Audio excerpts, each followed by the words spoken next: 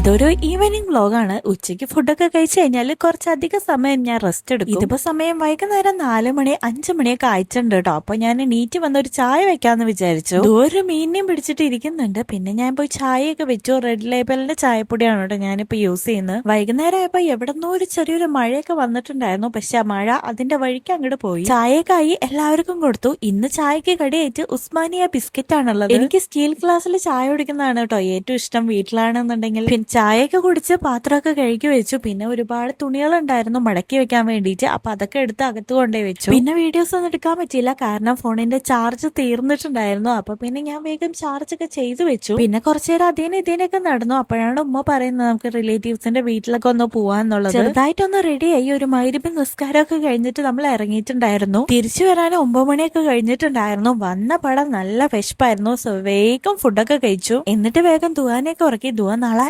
ആദ്യമായിട്ട് സ്കൂളിൽ പോവാണ്. ദുആനൊക്കെ ഉറക്കിയിട്ട് ഞാൻ ഇതാ കുറച്ചു നേരം ഫോണൊക്കെ കണ്ടിരുന്നു. ഇപ്പൊ അതാ വോയിസ് ഓവർ കൊടുത്തോണ്ടിരിക്കുകയാണ്. ഇനി ഞാനും പോയി ഉറങ്ങട്ടെ. നാളത്തെ വിശേഷങ്ങളുമായിട്ട് കാണാം. സബ്സ്ക്രൈബ് ചെയ്ത് വെച്ചോളൂ.